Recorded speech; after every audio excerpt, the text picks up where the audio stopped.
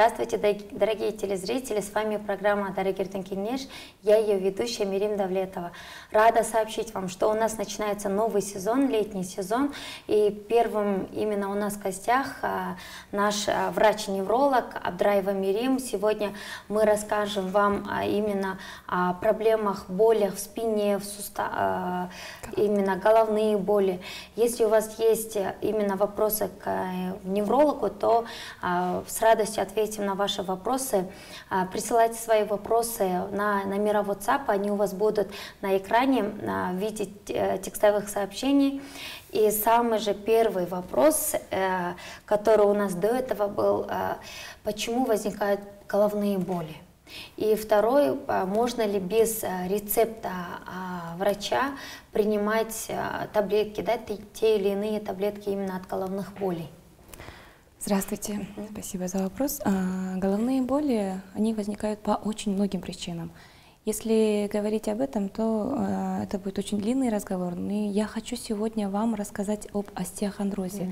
То есть это в последнее время часто встречающаяся проблема, которая возникают, из-за чего возникают головные боли. Хочу рассказать об остеохондрозе. В первую очередь, что такое остеохондроз. Остеохондроз – это дегенеративные дистрофические изменения в позвоночнике. Вот я пришла сегодня к вам со своим. Может быть, я вам помогу? Да. Подержать? Да. То есть остеохондроз, он может возникать как в костной структуре позвоночника, так и в хрящевой ткани. Это возможно, что именно дистрофические изменения целостности, да, кости возникают. Как мы видим, между позвоночными щелями проходят именно вот такие вот желтые, это нервы наши, корешки. Красные — это кровеносные сосуды. Как правило, сама кость не болит. То есть эти головные боли, они могут возникать из-за проблем ущемления кровеносных сосудов. То есть эти кровеносные сосуды, они идут в головной мозг, то есть кровоснабжают наш головной мозг. В первую очередь. То есть эти позвоночники, то есть эти сосуды, они называются позвоночные артерии. Вследствие чего в основном возникает такой синдром, называется синдром недостаточности вертебробазилярной артериальной системы.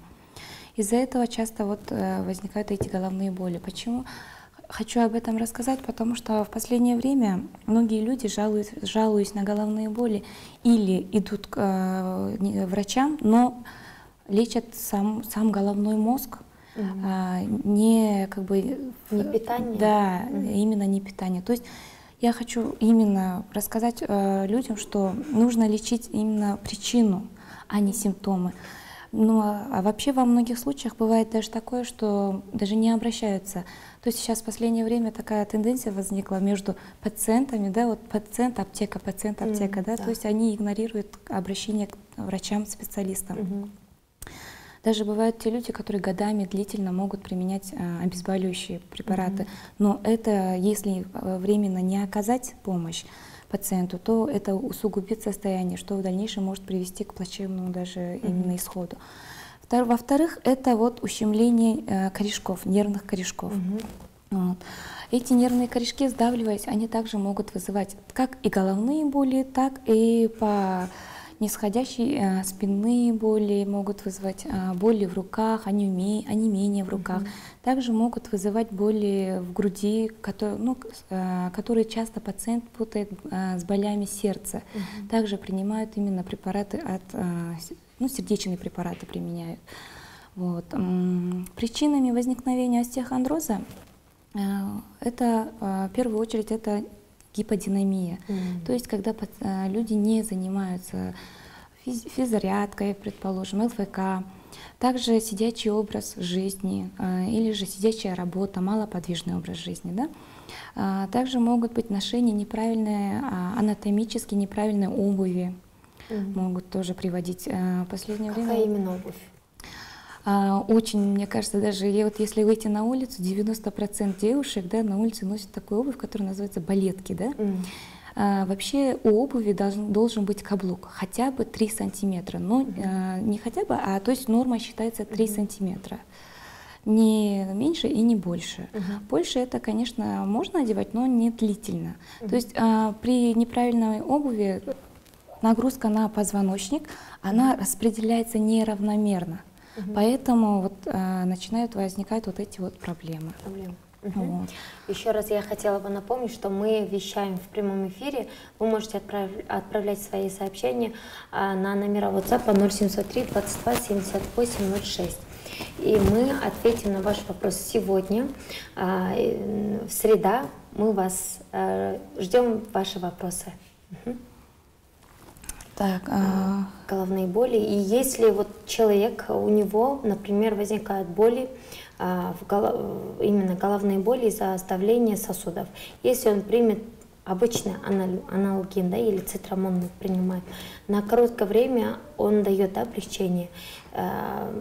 Как надо это связать, именно то, что сдавливается именно сосуд, кому нужно обратиться, в какое место, потому что очень многие не знают, куда надо обращаться.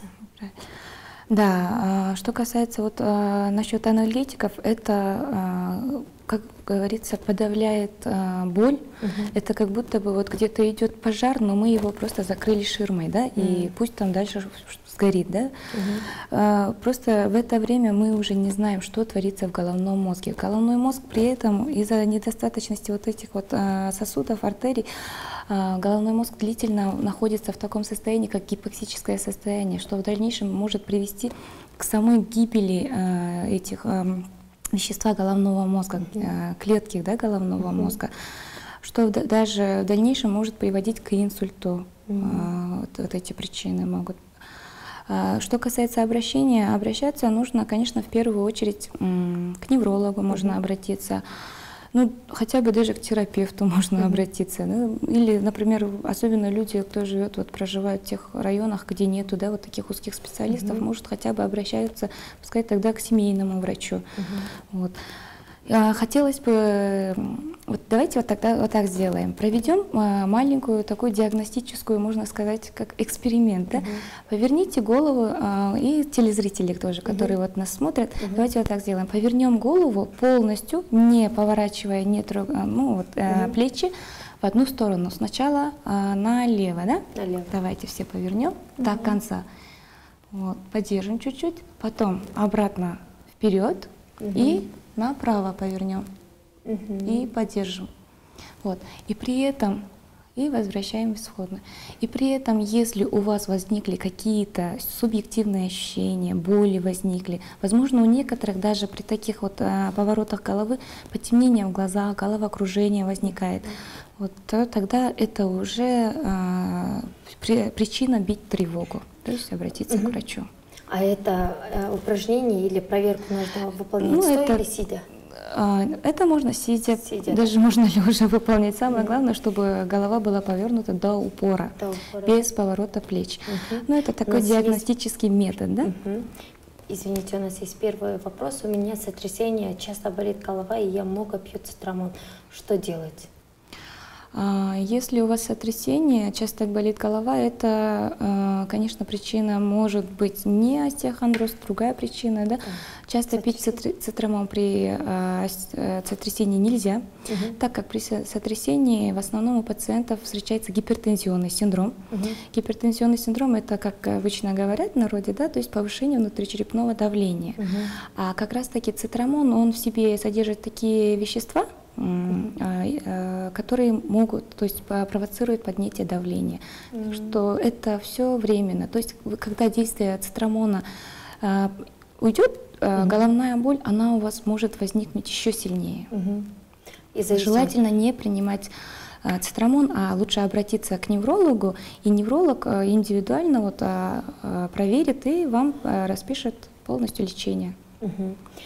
Здравствуйте, мне 43 года. Можно ли при помощи массажа избавиться от шейного горбика? Здравствуйте. 43 года, ну это такой очень молодой возраст. Скорее всего, да, можно избавиться с помощью массажа.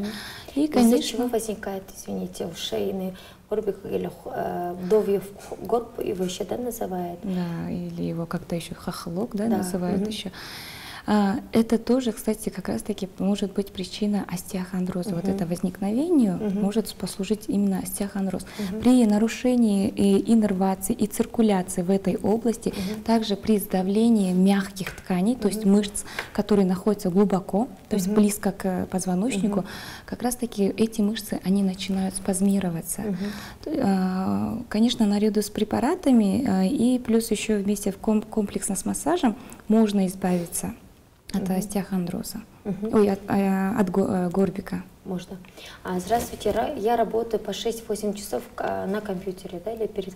Можно ли это вызвать постоянную головную боль? Как раз таки, вот я говорила, как бы малоподвижный образ жизни, сидячая работа, это как раз таки причиной, то есть одним из первых причин служит остеохондрозу. То есть изменение именно в структуре позвоночника. Позвоночный столб, шейный сегмент, видите, да, вот шейный отдел, он в себе содержит 7 позвоночников. Эти 7 позвонков, они когда постоянно находятся в таком, ну, неправильно анатомическом строении, да, то как раз она может между ними, это получается соли кальция, да, вот эти, когда вот массажируя, вы ощущаете вот такой некий хруст. Это вот соли кальция, они могут скапливаться между позвоночниками. И вот как раз, во-первых, это может быть причиной возникновения головных болей, и плюс еще ущемление как нервных корешков, так и кровеносных сосудов. Какое ей движение нужно поделать? Перед компьютером через полчаса или через 45 минут надо выключать, вставать. Что вы порекомендуете как врач? Ну, элементарно, чтобы она могла. Так, ну, рекомендую, конечно, это хотя бы делать упражнения. Ну, если вы сидите перед компьютером, то значит, у вас есть постоянный доступ к интернету, да, предположим. Даже элементарно можете включить по интернету, даже вот очень много видео, где показывают, что можно делать во время вот этих головных болей или во время боли в спине. Такие есть упражнения. Какие? Перед этими. Ну, если этот... Круговые движения. И, кстати, еще что хотелось бы сказать тем людям, которые работают перед компьютером, да, это такие хаотичные, беспорядочные движения, повороты шеи, да, делают вот эти хрусты, да, резкие вот эти прям покачивания головой в разные стороны, да, по типу да, нет, нет, могут делать.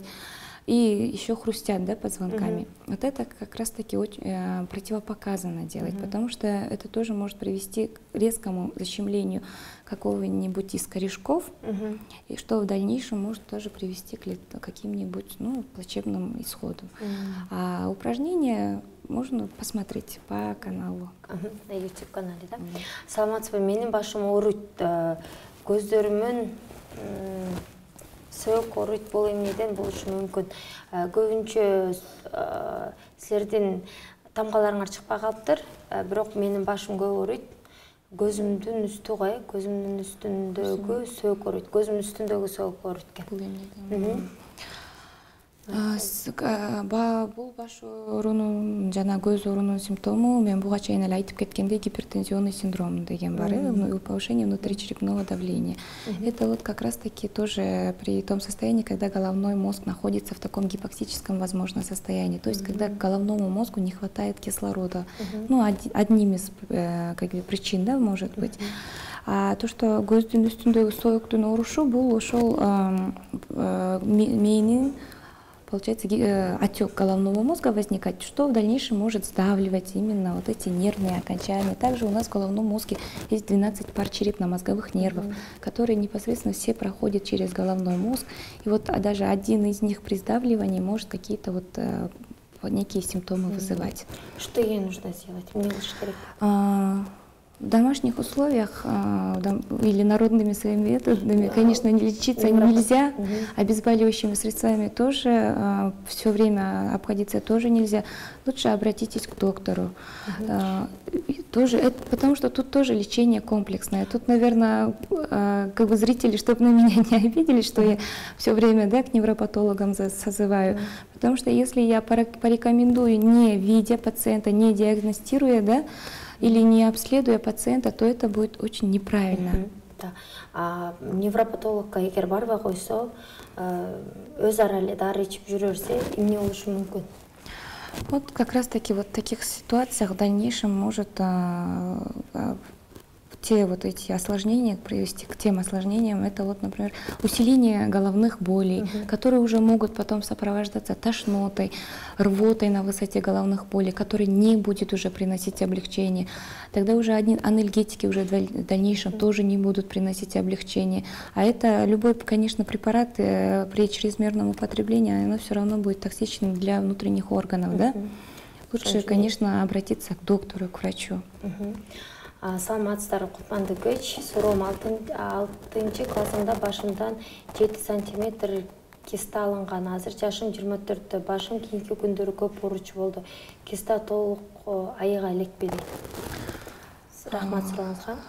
Да, возможно, да, киста алдырсаңыз 7 класстан, да, это көп жыл болуп тур. 14 жашында, ошондо 10 жыл өтүп. 10 жыл өтүп тур, да. Повторный МРТ тартып коюш керек. И тем более, если мурун уже киста бар болсо, головной мозг уже, то есть мээ уже кистанын пайда болушуна склонность, предрасположенность бар болсо, лучше МРТ головного мозга тартып, уже ушинтип үйдө отура берип, гадать этип отургучак лучше МРТ тартып койгону жакшы, да? МРТ головного мозга. В любом именно в МРТ-центре можно сделать. При плохой погоде у меня тоже начинаются головные боли. Это из-за чего? Это называется как бы метеозависимость. Это из-за изменения атмосферного давления в воздухе, да, окружающей среды. При плохая погода, ну тогда тут уже нужно обратиться к терапевту, и еще можно именно когда при плохой погоде возникает головная боль, можно измерять артериальное давление, нужно даже измерять. Может, скорее всего, у вас уже это тут перепады артериального давления. Здравствуйте, скажите, пожалуйста, влияет ли сколиоз на зрение человека? Да, здравствуйте. Сколиоз, он действительно влияет на зрение человека, потому что как раз-таки вот зрительный нерв, этот нерв, который берет начало в затылке, с затылочной области головного мозга. А позвоночная артерия, в первую очередь, он кровоснабжает в головном мозге именно затылочную область головного мозга. И при нарушении кровоснабжения позвоночной артерии, да, как раз-таки начинает страдать функция зрительного нерва. И в дальнейшем зрительный нерв, скорее всего, провоцирует именно вот зрение, ухудшение зрения. Спасибо. Саламатсыздар, мен төрөгөндө бөйрөктөн давление болуп төрөгөм. Эми лечение алыш керекпи бөйрөккө? Это совсем сиздин сурооңуз эмес, бирок Конечно, төрөгөн давлениеңиз, бөйрөгүңүз, өзү беременность, кош бойлук бул ушундай мурда билинбей жүргөн, жаш кезде билинбей жүргөн оорулардын баарын козгойт эмеспи? Ошол себептен обязательно урологко же өзүңүздүн гинекологуңузга барып, ушу бөйрөгүңүздү УЗИге тартып, жана анализдерди тапшырып, ошолорду текшерип коюшуңуз зарыл. Анткени, тем более, если вы планируете в дальнейшем еще как бы рожать, да, ну и конечно, не только для этого, да, нужно провериться, обследоваться, обязательно нужно. До этого был вопрос именно, есть, как вам записаться именно к вам на прием, но на этот вопрос вы ответите после рекламы. Дорогие телезрители, не отходите от экранов, не переключайтесь, мы вас ждем после рекламы.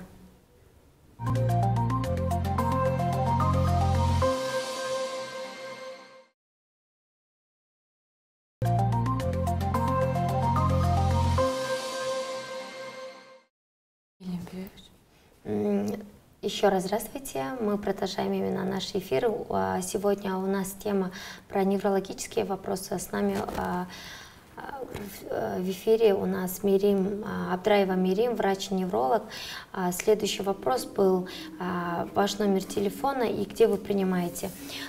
Пока частного приема у вас нету, она является преподавателем кафедры неврологии и клинической генетики имени Мурзалиева, поэтому если у вас есть какие-то вопросы, можете непосредственно обращаться тогда на кафедру. И следующий вопрос у нас также было и про болезни, как влияет сколиоз, да? влияние сколиоза, именно на зрение вы уже рассказали. Да. И вы хотели еще отдельно рассказать про онемение в руках. Да. Также я хотела вот рассказать про онемение в руках, снижение чувствительности в руках, также субъективные ощущения, такие как ползание мурашек, покалывание в руках. Вот часто пациенты жалуются. И в основном что делают пациенты? Начинают ну, сами самостоятельно мазать разогревающими мазями, ну, еще другими методами, да, вот в домашних условиях. Это тоже, возможно, симптомы именно остеохондроза. Это вот в основном как раз-таки здесь лежит причина ущемления корешков позвоночника. Вот. Если такие вот жалобы существуют у пациентов, тоже это нельзя как бы оставлять без внимания, потому что в дальнейшем это тоже приводит к нарушению функции, также снижению тонуса, снижению рефлексов, физиологических рефлексов конечностей. Ну вот это вот хотела рассказать. А также еще в основном при заболеваниях, то есть при ущемлениях корешков позвоночника может быть такие ощущения, что боли или покалывание, или сжимание грудной области, грудной клетки. Пациенты в основном это принимают за боли в сердце и обращаются к кардиологам. Ну, к кардиологам, конечно, тоже обратиться, это тоже очень правильно, потому что кардиолог проверит свое, исключит, тоже отправит к нам. Почему? Потому что тут нужно именно при любом заболевании, конечно, надо бороться в первую очередь это с причиной, да? И поэтому, если к нам обратиться, то мы поможем с такими вот болями. Да. Саламатсыздарбы, балам 11 жашта, толук, крупный, көзүнөн асты кызара берет. Эмнеден болушу мүмкүн? Үй бүлөлүк дарыгер билген жок. Бул эмнеден? Кайда барып карансак так диагноз коюшат. Бишкек шаары. Толук, крупный көзүнөн асты. Көзүнөн асты кызарат экен. Көбүнчөсү Здравствуйте еще раз. Кыргызча жепер козбу. Кыргызча, да? Здесь скорее, бул жерде, скорее всего, бизге тиешеси жок. Или эгер көзүнүн асты кызарып аткан болсо, сосудистый хирургдарга кайрылсаңыздар болот. Национальный госпитальда өзү целое отделение бар, сосудистая хирургия деген. Жана кардиологияда, именно институт кардиологияда ревматологическое отделение деген бар. Ошол жерге дагы барып, Кудай сактасын, красная волчанка деген оору бар да, системное заболевание. Ошол ооруну исключать этиш керек. Биринчи сосудистый хирургия көрсөм, бул Московская Логвиненкада жайгашкан. Бакамбаева Логвиненкада жайгашкан. Клиника Ахунбаевда. Клиника Ахунбаева, да. Клиника Ахунбаева бар, Бакамбаева Логвиненкасында, Логвиненкадан кичине өйдөрөөк көтөрүлсөңүз эле бар, ошол жерге биринчи апарып көрүңүз. Сосудистая хирургия деген отделенияга барсаңыздар болот. Эгер өзүңөр жашаган жерде сосудистый хирург жок болсо, андан если алар өзлөрүнүн, эгерде алар өзлөрүнүн патологиясын исключать этишсе, анда уже кардиологияга кайрылсаңыздар болот. Толук болуп аткан болсо, ошо салмак боюнча эндокринологко кайрылып көрсөңүздөр болот. Өзүнчө эндокринологко да кайрылса болот. Саламатсыздар, менин жолдошум башы ооруй берет. Тримолсуз жүрө албайт, башка дарылар таасир этпейт дейт. Ушул эң эле көп суроолго мен ошон үчүн да сизди чакырдым элем. Көп цитрамон ичем, көп ушундай аттарын атабай эле коем, көп дарыларды айтканда бул эми аттарын аз айтпай эле коелук, реклама болуп калбасын. Ошондойдо ичсе болобу же болбойбу? Көбүнчө ичкенде сиз өзүңүз айттыңыз эле, жана белге көп кетаналды түшкөгөндө дагы рак оорусун ойготушу мүмкүн экен деген дагы бир изилдөөлөр болгон деп ошол эки жөнүндө айтып кетсеңиз, көп тримол же башка ушу баш оорунун дарысын билип билбей эле иче берсе. Өзү бул дарыны ушул дарыларды ичкенде эч качан унутпаш керек, что бул дарылар бул тамак эмес организм үчүн. Биз башыбыздын даже если баш оорусун басып убактылуу басса дагы, муну кечке эле иче бергенде болбойт. Анткени муну ичкенибиздин себеби бөйрөк, боор жана башка внутренний органдарды биз талкалап атканыбыз болушу мүмкүн да. Жана сиз орусча айтып бердиңиз эле, мен кичине кыргызча айтып бергим келип атат. Ушул мындайына кармаганда биздин ошо мээбизге бул тамак аш алып барган, кислород кычкылтекти алып барган сосуд эгер жабылып калган болсо, бул жер жанакы шлангга жабылганда эле биздин башыбызга питание урбай калат. Ошол себептен башыбыз ооруйт экен. Сиз тримол ичкенде бул сиздин кан тамырыңыз жабык боюнча эле калат. Бир кыска эле мөөнөткө башыңыз ооруга калат, кайрадан ооруп берет. Ошон үчүн сиз неврологторго каралсаңыздар, ушул өзүнүн причинасын, негизде эмне себептен пайда болуп атканын алгандан кийин анан башыңыз оорубай калат. Бекер өзүңүздүн дагы организмиңизди жөн эле наоборот талкалап атат. Талкалабай, туура дарыланышыңыз керек да. Билгениңизди эле иче бербейчи. Ошондой. Кийинкиси, как лечить сколиоз? Сколиоз это такое, ну это даже не то что заболевание, это нарушение именно структуры, то есть позвоночника. У позвоночника он должен быть определенные именно искривления, да, определенные именно как бы своя, да, форма должна быть. Сколиоз в первую очередь надо лечить именно упражнениями. Сколиоз никогда не вылечивается лекарственными препаратами. Не вылечивается. Если кто-то вам скажет, что надо какие-то принимать лекарства, БАДы, да, особенно БАДы, да, то это вот неправильно, потому что здесь это только в ваших руках лечение сколиоза, только в руках самого человека. То есть нужно постоянно делать определенные упражнения, определенные именно комплексные вот эти мероприятия, да, манипуляции. И можно, конечно, обращаться к мануальным терапевтам, к массаж, иглоукалывание также можно. Это чтобы просто вспомогательное, да, именно лечение будет.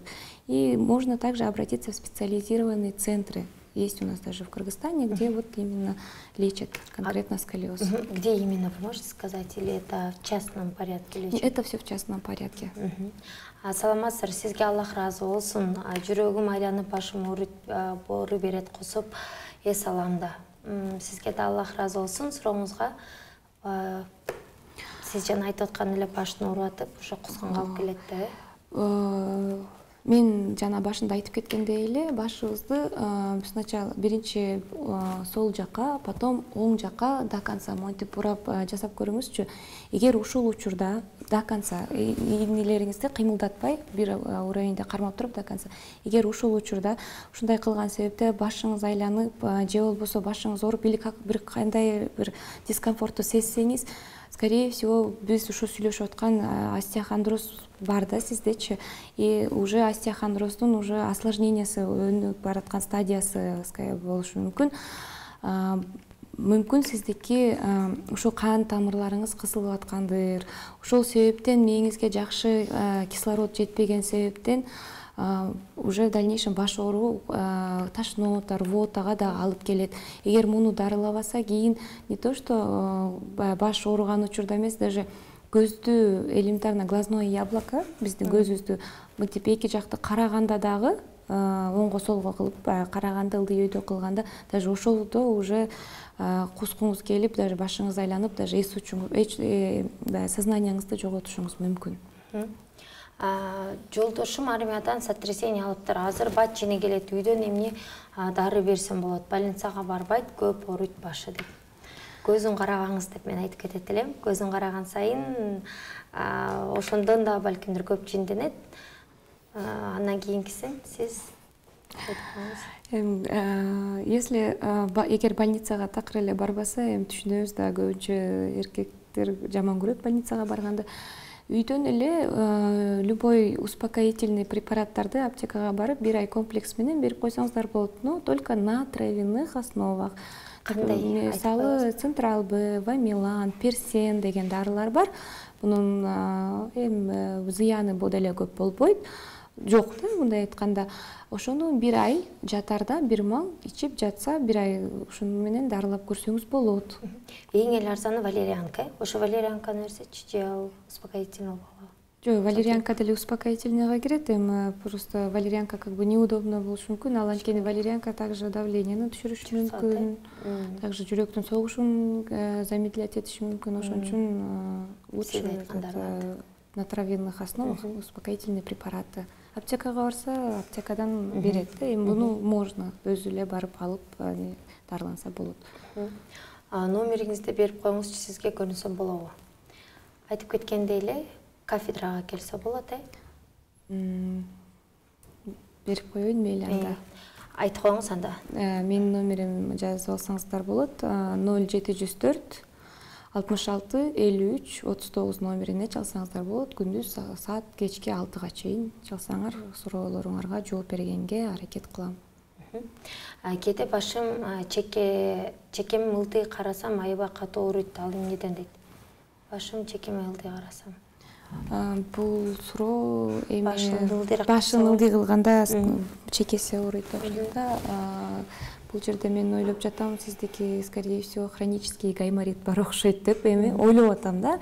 Конечно, мен сизди көрбөй, обследование кылбай туруп билбейм. Егер мындай чекеңиз ооруп, ушундай симптомуңуз болсо, лор врачка барып, или же болбосо рентген носовых пазух деген бар, ошону тартып көрсөңүз болот. Рентгенолог деле сизге айтат, же бар, же жок деп. Эгер бар болсо лорго врачка кайрылыңыз, эгер гайморит жок болсо, анда неврологко келип көрүнсөңүз болот. Здравствуйте, у меня на пояснице появилась шишка. Это и есть грыжа? Когда наклоняюсь и встаю, у меня позвоночник болит. Обычно, когда грыжа появляется, она не ощупывается, грыжа. Грыжа – это вот изменение же межпозвоночного диска. То есть этот диск, он набухает и выпячивается. Но чтобы появилась такая грыжа, это должна быть громадных размеров, да, грыжа, чтобы вот она ощупывалась уже. Вы можете также обратиться, если у вас такие именно симптомы есть, лучше можете обратиться в отделение патологии позвоночника.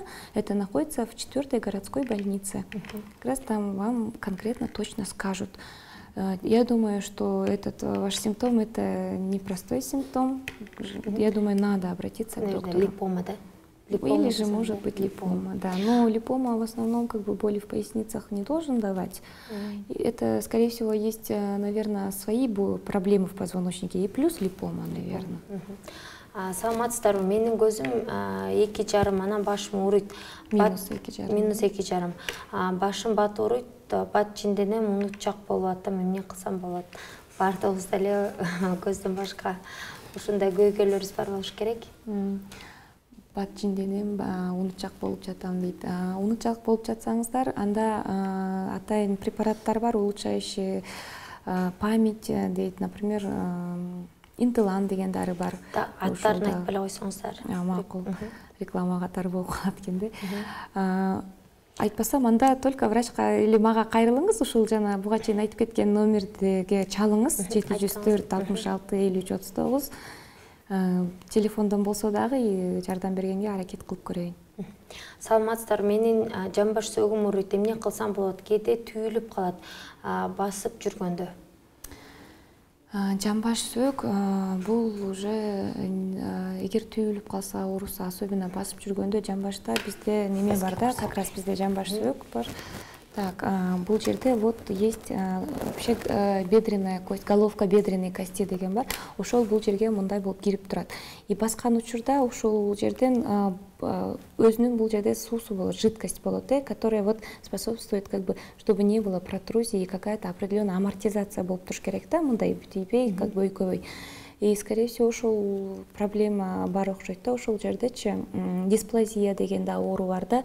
Ошону дагы исключать этиш үчүн ошол жамбаш сөөктү кайсы жерде оорусаңыз, ошол кайсы тарабы көбүрөөк ооруса, ошол тарабын барып рентгенге тартып көрүп, именно ошол дисплазияны исключать этип көрсөңүз болот. Болбосо, эгер ал дисплазияны исключать этсеңиз, анда эгер исключать этилсе, анда неврологко кайрылыңыз, балким ущемление бедренного нерва, скорее всего. Номериңерди дагы бир жолу кайталап койгулачы. Номерим 0704 66 53 39. Кечки 6-га чейин чалганга аракет кылгыла. Жанагы бел ооруганда дагы ушу бутка берет өтө өтүп кеткенде. Бул жерден да седалищный нерв ооруганда дагы ошону айтып кетсеңиз. Седалищный нерв, да, это вот нерв, который проходит по задней поверхности бедра, вот, и под коленной ямки, и дальше спускается через вот, за икроножной мышцей и ниже. Если это поражение седалищного нерва, тут, скорее всего, такие боли бывают как по типу стягивания. Ну, это симптомы натяжения будут. Но седалищный нерв, он не дает боли именно в сам тазобедренный сустав, он не дает, потому что седалищный нерв, он проходит как бы чуть подальше, дальше от тазобедренного сустава, он проходит по задней поверхности бедра, вот так вот проходит. И это седалищного нерва.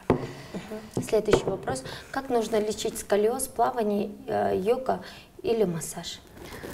Если что касается моего предпочтения, я предпочитаю массаж, это временно, сколиоз, то я вообще отдаю предпочтение плаванию и йоге. Даже есть пациенты по рекомендации, которые ходили на йогу, вот тоже избавились от сколиоза, полностью избавились, и плюс также плавание очень хорошо помогает. И сколиоз еще нужно выявлять в раннем детском организме, потому что это часто возникает у школьников, начиная вот со школьного этого периода. Это обязательно обращайте, уважаемые родители, обращайте внимание, как ваш ребенок сидит за партой, чтобы ребенок сидел ровно. Обращайте внимание. Также, когда покупаете ребенку вот школьную сумку, покупайте именно рюкзаки, именно портфели, которые носятся на 2 плеча. Желательно не покупать те сумки, которые одеваются через плечо или же на одно плечо.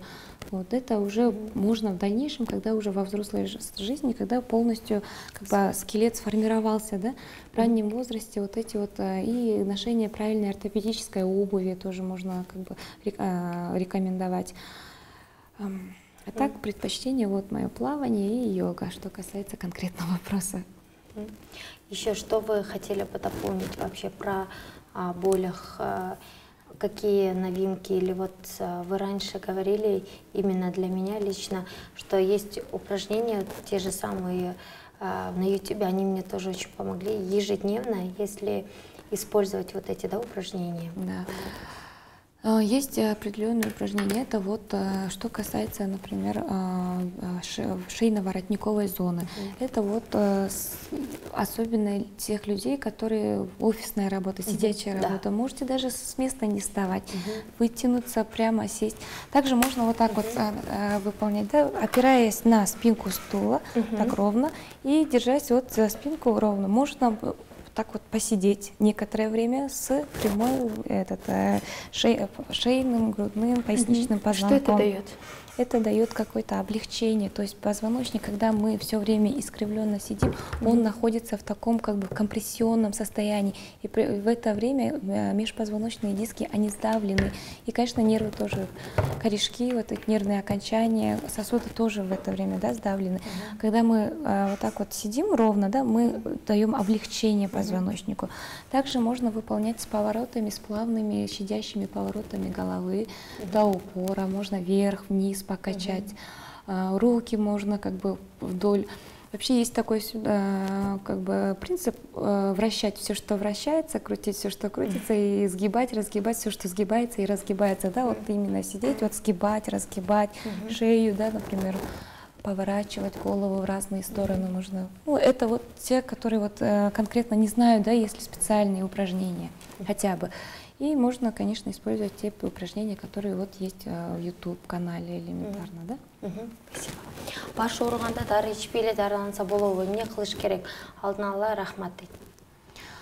Өзү баш ооруган адам, эгер туура ушул мен буга чейин айтып кеткен упражненияларды, даже элементарный, же өзүңүз өйдөн брошюркалар болобу, интернеттен болобу, же китептерден, журналдардан көрүп жасайсызбы, ошолорду жасап, определенный упражненияларды эле жасасаңыз, спорт менен машыксаңыз, ушул позвоночниктин эки четиндеги мышцаларды, да, булчуңдарды укреплять этсе, то дары ичпей эле баш оорудан полностью дарыланса болот. Дары деле бул бардыгы временный эффект. Бирок эмнеден оорутканда билиш керек. Обязательно. Эмнеден оорутканды билиш керек. И в первую очередь я призываю всех зрителей, да, именно, то есть пропагандировать здоровый образ жизни и, конечно, заниматься в первую очередь спортом. Спасибо. Саламатсызбы, башым ооруганда көзүм чыгып кетиштей ооруйт. Текшерсем бүт таза дешти. Сатча кылган абалда муңдай болуп башым жүрөк соккондой кыйналып кетем. Сатча билесиңби? Бул ошол сиздин дагы немеңиз, көйгөйүңүз, скорее всего, ошол биз айтып аткан тууралуу окшойт. Сиздики ушул кан тамыр кысылып атат окшойт да, бул позвоночная артерия болобу же кайсы бир кан тамырыңыз кысылып, анан мээңизге жакшы кан менен кислород жетпей катышы, да, кычкылтек жетпей катышы мүмкүн. Ошон үчүн сиз ушу шейный отделди позвоночника МРТга тартып көрүңүз, потому что бул деле мындай такой катуу жаман эле симптомдорго кирет, эми жүрөгү түшүрбөй эле коеюн дейм. И тартып, анан если кандай бир көйгөйлөр же бир изменениялар бар болсо, анда уже неврологко кайрылсаңыз болот. Невролог сизге лечение жазып, дарылап берет. Сөзсүз түрдө МРТ өтүш керек. МРТ өтүп коюшуңуз керек экен сизге. Тиземде артроз деп операция жасашкан. Операция болгоныма 1 жыл болду. 2 сөөктүн кескен жери басканда күч келет. Басканда күч келип ортат. Эмне кылыш керек? Артроз болсо, өзүңүз ошо артрозго операцияны кайсы врач, кайсы хирург жасады эле, ошого барып кайрылышыңыз керек. Ушундай болуп атат деп, эмнеге ушундай болуп атат депчи. Анткени бул менен уже башка специалисттер заниматься этет да. Сөзсүз түрдө өзүңүздүн мурда жасаган, операцияны жасаган врачка жана участковый врачыңызга кайрылышыңыз керек. Саламатсыздар, менин позвоночнигим ооруйт, анан шишип калган. Эмне кылсам болот, турникке тартын деп айтышты. Ушул туурабы? Чоң рахмат. Сурооңузга да рахмат. Шишип калган дегенди бир көрүш керек эле да, кандай болуп шишип калды экен. Балким бейли позвоночник өзү шишик бербеш керек да. Шишик бул только в том случае, если перелом болсо, ошол жердечи, ошондо гана болот да. Но перелом болсо басып жүрө албайт да, киши басып отуруп тура албайт. Турникке тартылды деп айтса, бул туура. Турникке тартылыш керек. Анткени турникке тартылып аткан учурда биз ушул кайра эле позвоночниктен көрсөтөйүн, ушул межпозвоночный дисктерди мына бул жактарга биз нагрузканы кичине жеңилдетебиз да, хотя бы бир какой-то определенный убакытка. И турникке тартыла беришиңиз болот, тартыла берсеңиз болот. Конечно, тартылган учурда, эгер ушундай ооруларыңыз бар болсо, жанагындай эркектер кандай кылат, эми бир баягы күчүн салып тартынып, как это называется, подтягивание деп айтабы, ошондой, конечно, кылбашыңыз керек.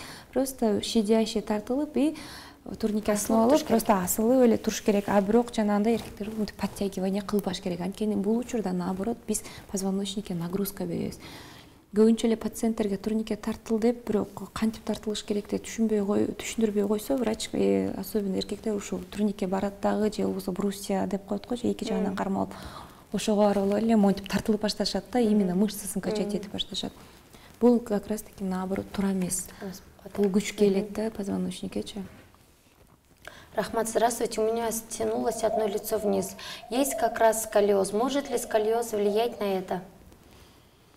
Да, может, это тоже одной из причин, вот это то, что вы говорите, стянулось одно лицо вниз, да, но еще нужно, если у вас есть возможность, можете еще дальше написать, как оно у вас стянулось, как давно оно у вас стянулось. И перед зеркалом встаньте, если это вот недавно появилось, и перед зеркалом встаньте, сделайте такие просто как бы диагностические методы, да, вот надуть как бы губы, как будто мы, или подуть, мы как будто сдуваем свечу, да, вот так. Потом можно щеки надуть вот так. Вот так. И при этом губа держит ли воздух, например, нету такого, что вот одна сторона губы как бы вот такие как будто вот не удерживает воздух, да, вот внутри щеки. Бровки поднимите, пропорционально ли брови поднимаются, глазки вот так тоже можете зажмурить. При этом глаза тоже с одинаковой или с силой зажмуриваются глаза, тоже можно посмотреть. Но сколиоз, если этих симптомов нету и вот это стягивание лица у вас появилось давно, то причиной может быть, да. Сколиоз, да? Сколиоз. МРТ-нің зияны жоқ па? МРТ-нің зияны өзі медицинада, мне кажется, бұл магнитно-резонансная томография деп аталады. Зияны болушы мүмкін, бирок постоянно тартылғанда зияны болады. Bir жарым жылда же bir жылда bir тартылғандан ешқандай зияны болбойт. Единственное, если bir какой-то суставыңыздың протезированиясы бар болсо, ошондо гана болбойт да. Темир бар болсочу организмде, то в других случаях зыян жок. Рахмат сіздерге, жақсы жооп бергениңерге. Дорогие телезрители, спасибо за ваши вопросы. Будем видеться каждую среду в 19:00. Будем ждать вас в следующие эфиры. Какие бы вы вопросы хотели, отправляйте на номера WhatsApp. И в зависимости, каких вопросов будет больше, мы будем приглашать тех или иных специалистов. До свидания, всего хорошего.